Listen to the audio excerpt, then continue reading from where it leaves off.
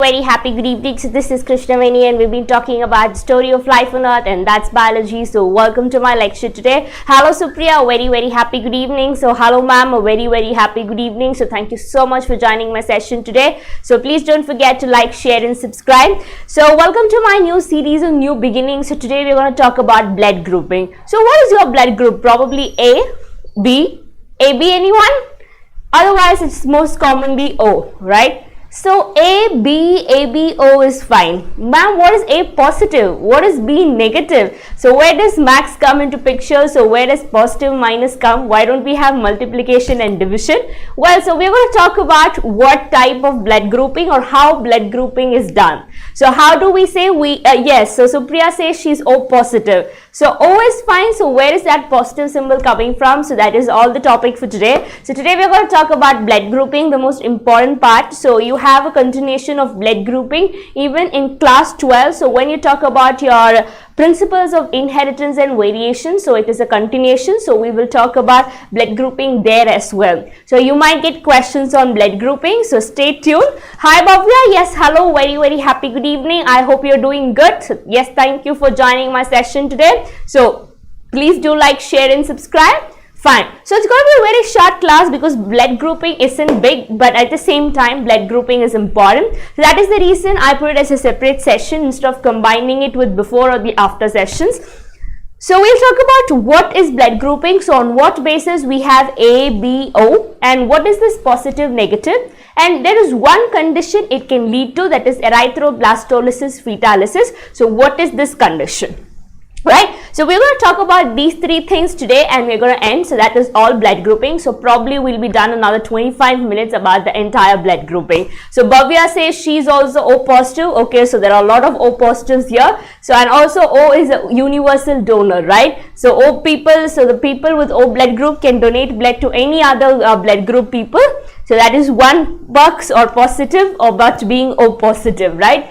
Okay, so here we go and talk about what is blood grouping. So blood grouping is one thing. So why do you actually talk about blood grouping? Because for a lot of diagnostic tests we take blood sample, right? So we get to know a lot of information from a particular blood sample. So there are a lot of terms. So yesterday I told you go back and take a blood test report and see. There are so many things that you can understand or analyze from a particular blood sample. So you can see the TLC, that is the total leukocyte count. What is the hematocrit, that is the concentration of RBCs. How much of hemoglobin is present. So you get a lot of information to study about a particular person. So blood test is one scorecard to enter inside and dwell deeper inside the condition of a person, right? So much in the same way, on what basis you have A, B, O blood group. So that is what we are going to talk today about, right? Fine. So without any further delay, let's move inside. Let's talk about ABO blood grouping. So before that, I hope you remember blood and its compounds. So what are the components of the blood? So can you give me a quick recap so that we can move forward? Yes, so yesterday we were talking about blood. So actually we started off with the circulatory system.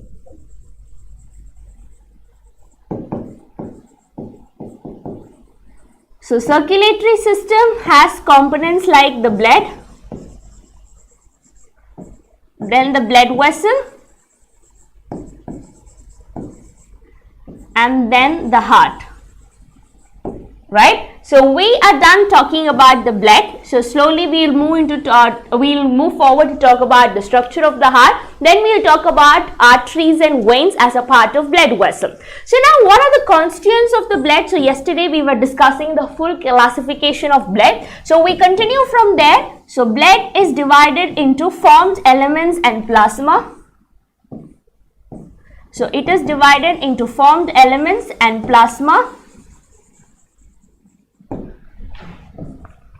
So we know formed elements are the solid cells of the blood, right? So formed elements include the RBC. So then we have the WBC and the platelets. So RBC is only one type, so that is but nothing but your erythrocyte, and WBCs are your leukocytes and platelets are your thrombocytes. But we have two separate categories of WBC, that is granulocytes. The other one is agranulocytes. So granulocytes include your basophil, eosinophil and neutrophil. So A granulocyte includes your lymphocyte and your neutrophil, right? Okay, so now moving further, so we spoke about platelets and we spoke about each of them. So to be very particular, so this is present in abundant quantity and this is present in least quantity, that is basophil, right? So plasma is the fluid portion of the blood. So this is divided into the solid and water. So water takes about 91% of the plasma and the remaining 9% is taken by the solid, right? So the solid is further divided into the organic part and the inorganic part. So the organic part includes the plasma proteins. So plasma proteins include your globulins, albumins and the fibrinogens. So globulins help in defense mechanism, then albumins help in maintaining the osmotic balance, and finally fibrinogens, the largest of the plasma protein that helps in clotting mechanism. Yes, Shubham sir, hello, very happy good evening. So thank you so much for joining our lecture today. So please do like, share and subscribe. Yes, Bhavya, you're right, RBC, WBC and platelets. So inorganic component is divided into two. It is divided into cations and anions.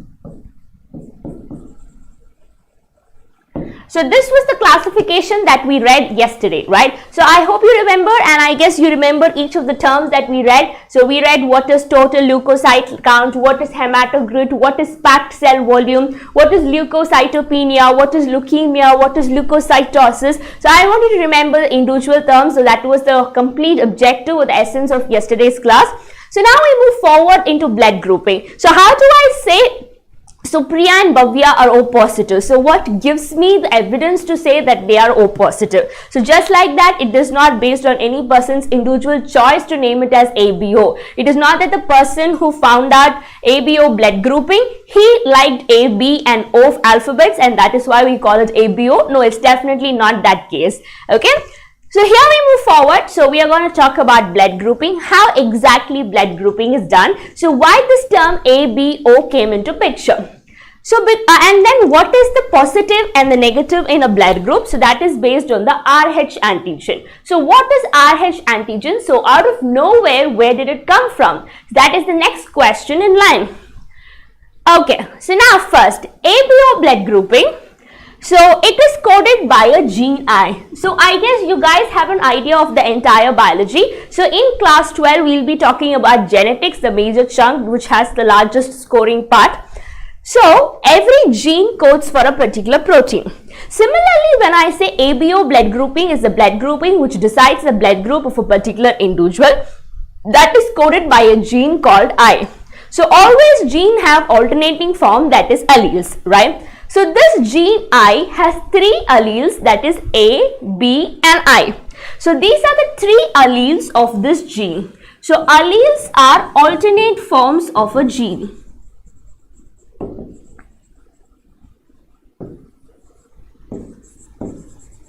So this one gene, that is gene I, has three alleles A, B and small I.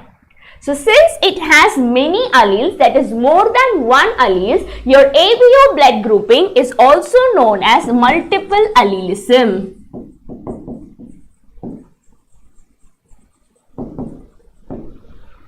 Fine, since they are have more than one allele, it is called as multiple allelism. Fine. Okay, so now A and B, that is this allele, A and B allele produces a particular type of sugar, that is A sugar and a B sugar. Okay, and I, the smaller version, it does not produce any sugar. So which means, let's say I is the gene and if it has the A allele, it produces the A sugar, right?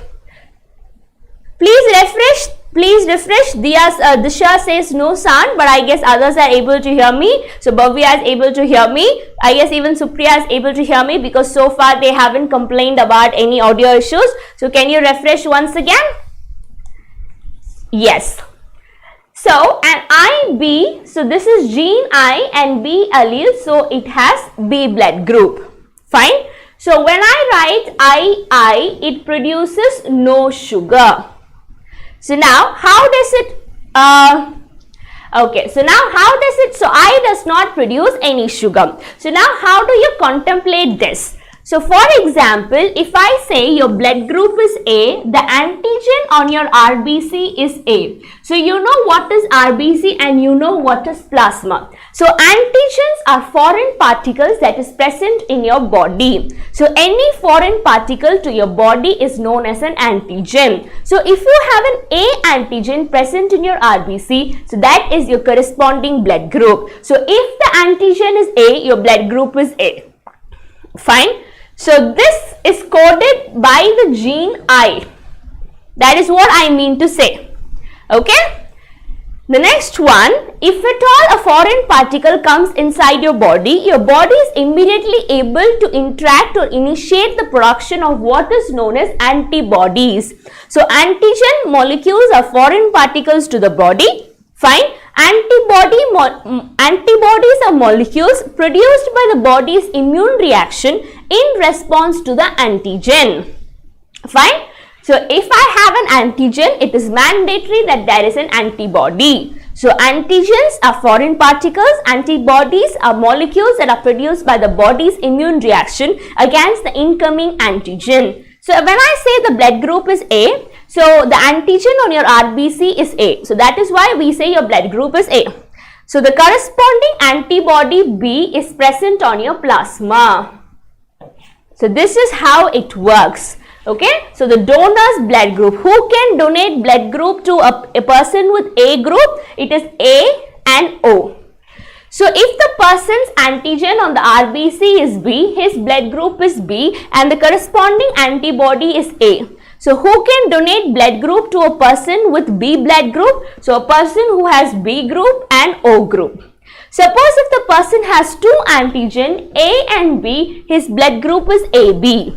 So now he does not have any antibody. There are no antibodies in his plasma. So now who can donate blood? AB, A, B and O people.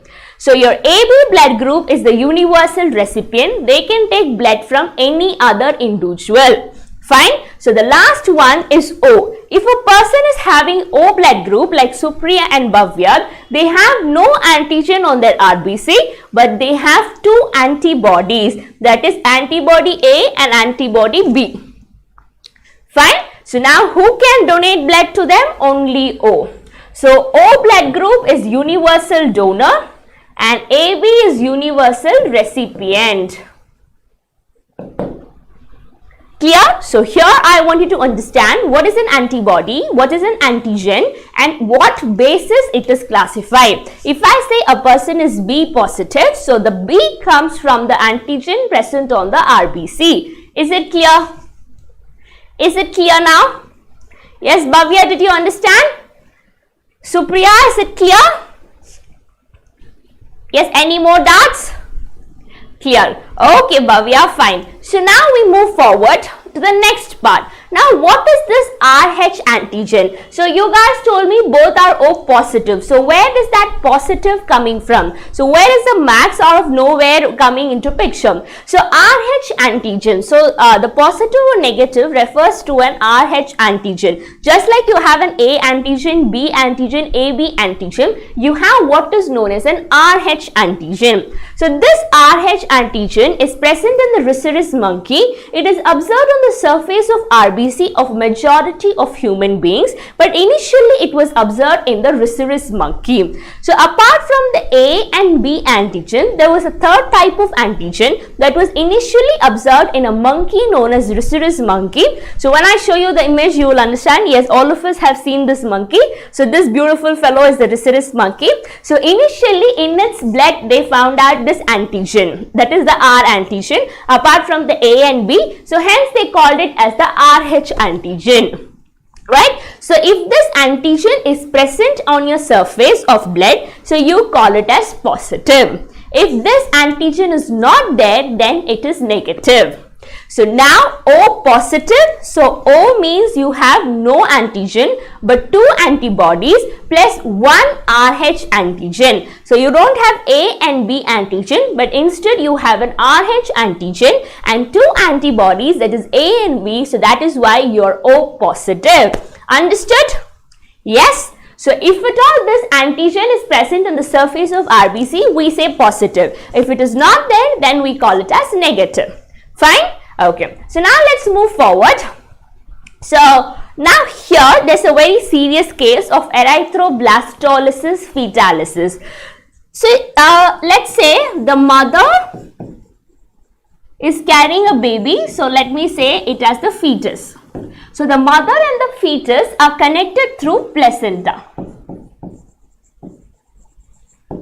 So nutrients from the mother moves to the fetus through the placenta, and the waste materials from the fetus through the placenta reaches the mother and it is excreted. So at the time of pregnancy for the entire 9 months, the mother's blood and the child's blood or the fetus blood does not mix at all. At the time of delivery, when the baby is coming out through the birth canal, there are some chances that the baby's blood and the mother's blood gets mixed. But otherwise, there is no chance. Okay? Now, let's talk about a hypothetical condition. Suppose if the father is RH positive, the mother is RH positive. So now the chances of the baby to be RH positive is maximum. So there is no problem. This is a very normal case. Suppose if the father is RH negative, the mother is RH positive. So the baby has 2 chances, right? So the baby can either be RH positive or negative, right? So in this case also we have no issues, it is completely normal. But I have a problem when the father is positive, the mother is negative. Now the baby has 2 chances, either to be negative or positive. So this is the most risky case. When the mother is RH negative and the fetus is RH positive. Why? Why? The fetus has an extra antigen which the mother does not have. So when the mother is going to deliver this baby, so at the time of parturition or delivery, there is a possibility that the mother's blood and the fetus blood gets mixed, right? So in that case, when the mother's blood encounters this antigen, it is foreign to the mother because the mother's RBC does not have. So the mother will start producing antibodies against this antigen. But by the time the mother's body produces the antibodies, the baby is delivered outside. Okay? But the antibodies that are produced in our body are very, very smart. They are memorized. They have a memory storage within them. Okay? Now, when this mother conceives for the second time, so when she is pregnant with the second child, when she is going to deliver the second child, the moment the blood mixes with the mother and the fetus, now the mother's body will be fast to produce this antibody which will kill the RBC of the second child. So if the RBC is killed, then the child will suffer from severe anemia which can be even fatal. So that is called as erythroblastosis fetalis. So erythroblastosis fetalis happens in a condition when the mother is RH negative and the child is positive.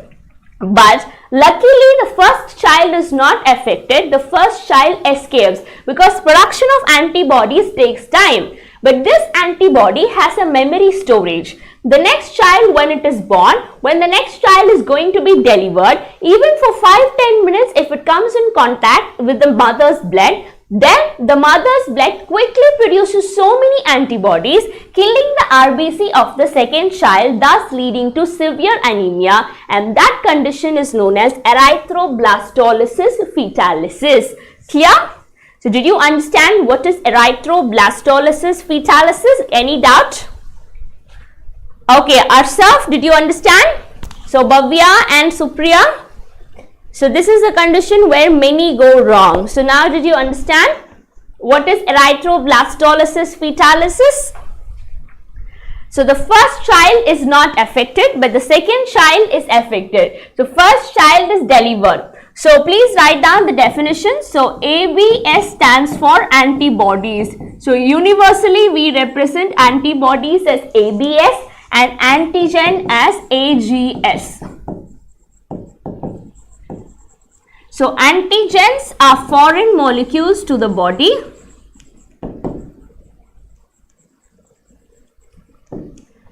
And antibodies are molecules produced by the body's immune reaction against the antigen.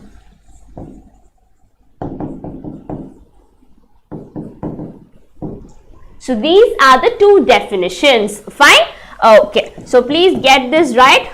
So with this we are done with blood grouping. So talking about body fluids and circulation, blood grouping is very limited. So you have questions like which is the universal donor, which is the universal recipient, and sometimes they ask you which condition causes erythroblastosis fetalis when the mother is negative and the baby is positive. Right? So only two types of the question comes into picture. Your blood grouping gets complicated in class 12 principles of inheritance. So till then we are in a safe zone. So as long as you understand the concept, it is easy.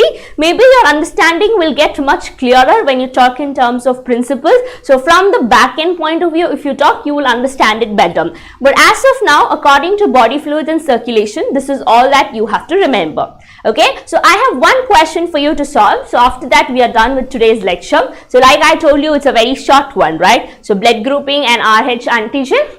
So if the husband is RH positive and the wife is RH negative, so there is no problem with the first child. The second child would have anemia. The second child would be normal. So both A and B. So which would be the answer here? Yes guys, come on quick. So what would be the answer here?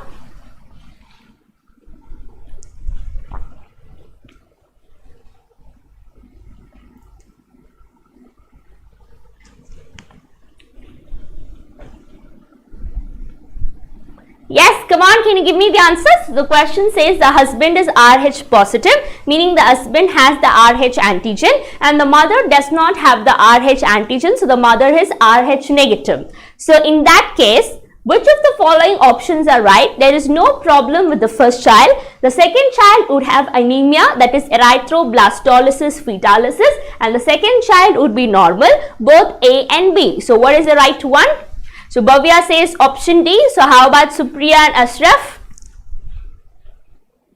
Yes? Okay, so Bhavya, your conclusion is absolutely right. So when we have this condition, when the mother is negative and there's chances of the baby being positive, the first child is completely safe, but the second child would have anemia. So now how do we prevent this anemia? So no one asked me, ma'am, then there is no prevention, there is prevention. So right after the delivery of the first child, the mother's immune system is suppressed to kill those memory antibodies so that the second child is safe.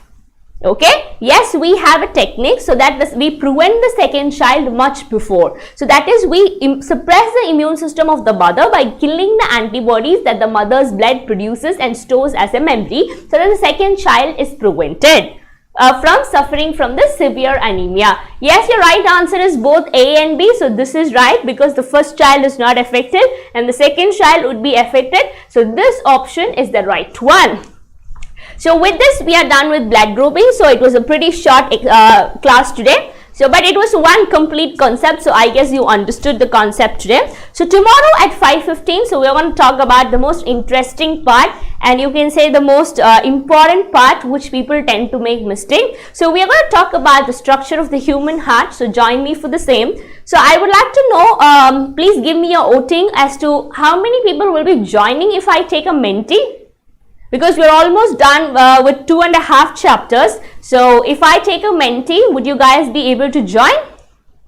And guys, I guess beneath the description of my lecture, So you're watching my YouTube video. So beneath that, there is a description of the video that I'm teaching you on what the topic. So based on the topic, I would have given a description. So beneath the description, there is a Telegram link. So if you click onto the Telegram link, you will be able to ask me doubts. So please join the Telegram group so that you can stay connected with me. So any doubts, any line that you don't understand, you can ask me in Telegram if you're so shy and if you feel your net connection is not proper in YouTube. So that is one option that you can avail. Okay, fine. So if I take Menti, you will join. Okay, so if it's less than 10, then there is no fun in Menti. So that is the reason I'm waiting. Otherwise, I would have taken a Menti right after digestion and absorption. But let's see. Let's finish off body fluids and circulation. So iske baad, if our watching increases, if we have a lot of students set in our class, then we will have Menti. Okay, so guys, please do share the session. So at least if 4-5 students more come, then other students will join, then 10 students, because the leaderboard shows top 10. If 2-3 people play, then there is no fun, right? So more the number of people, then you will know how tough the competition is. So that is the main reason. So please help us support, because it is a channel. It was newly started, right? So it does not have more subscribers, and the main problem is it's completely in English, which a lot of people find it tough to understand.